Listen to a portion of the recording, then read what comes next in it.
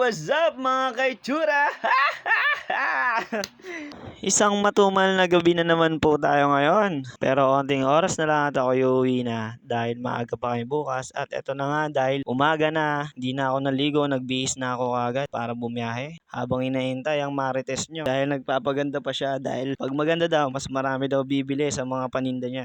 Dahil nakagayak na ako, lalabas na ako para painitin si RC Honda ko. Halatang hindi kami suki ng coke, no? Tignan mo yung lamesa namin, halos lahat basyo ng coke. Dahil lumabas na ako para painitin na natin si RC Honda ko. Tingnan nyo naman yung RC ko. Gamit na gamit, ang daming alikabok. Dahil okay na ang lahat, tara na, grade na tayo. Tara na, biyahe na tayo at i-skip na natin yan. Dahil maaga tayo bumiyahe, maaga rin tayo nagkaroon ng booking. Meron umorder sa atin ngayon. Buena mano, isang pansit bilao. Bakit malungkot ang beshi ko?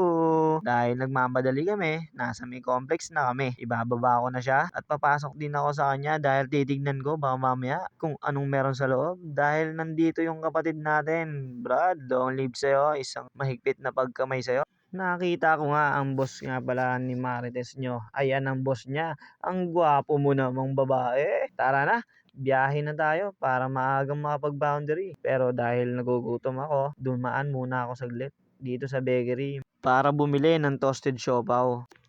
Masarap naman ang toasted siopaw dito at saka mabigat sa tiyan. Kaya ito agad ang binili ko. Tapos skip na tayo. Dito na ako ngayon sa may binilihan ko ng pansit bilao. Dalawa pala ang pinabili sa akin kaya dalawa yung binili ko. Lalagay na natin siya sa aking thermal bag para hindi agad lumamig. Kaya tayo naka-thermal bag para safe yung food tapos hindi agad lumamig.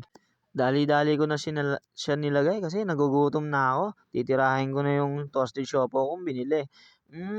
Ang sarap. Isang kagat pa lang, ang sarap na. O, kita nyo, malaman? Ngayon, dahil tapos na ako kumain, tara na, let's go. Ibiyahin na natin to. Nakalimutan ko pala, bilihan ng solo order si Marites nyo. Kaya, bumili muna ako saglit. Mahirap na kasi kapag hindi nakakain. Sinusumpong ng toyo, nagiging si Majin Buu. At sinabayan ko na rin pala siya ng pandesal para ipalaman sa pansit. Para yung pansit ipalaman sa pandesal para masarap ang kain ni Majin Buu nyo, ni Marites nyo.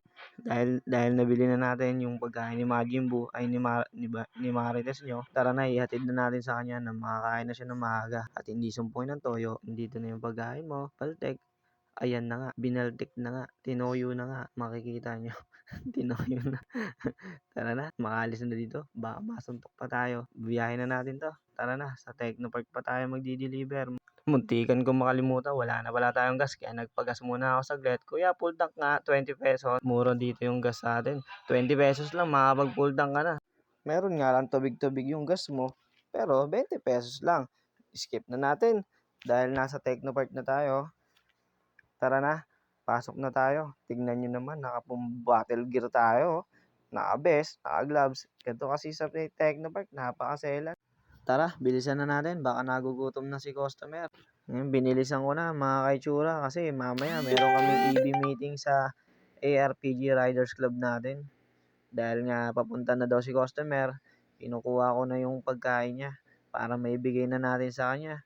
At nang makabiyahe na tayo agad doon sa meeting natin. Lumabas din naman agad si ma'am kaya na-pick up niya agad ng mabilis yung order niyang pagkain para makasibat na rin tayo paalis. Kasi may meeting pa tayong pupuntahan sa ARPG Riders Club para alam natin yung mga dapat natin malaman. Thank you for watching mga kaitsura. Sa susunod ulit.